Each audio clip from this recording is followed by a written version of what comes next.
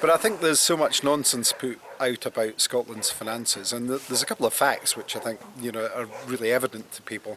If you look across the EU, there's something like about 12 nations that are the same size or smaller than Scotland, and it's nonsense to say that Scotland uniquely can't survive. I mean, it's just not credible. And when you look at countries like Ireland, for example, with none of the advantages and resources that on the same scale that Scotland has, then it's quite evident that that's not the case. And they've been benefiting from EU membership and being part of that club for quite a long time now. So I think it's really important to bust these myths. And one of the things was about the so-called black hole in the Scottish finances.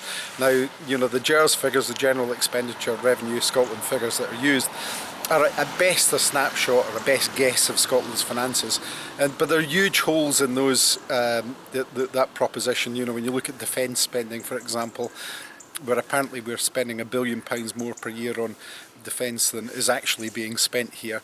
And also there's a really telling line in there about the public sector debt interest line, which is a huge part, an enormous part of the spending, which is basically paying the interest on debts that have been run up by the UK government. Don't forget, until last year or so, Scotland had no borrowing powers whatsoever, so no ability to accrue debt.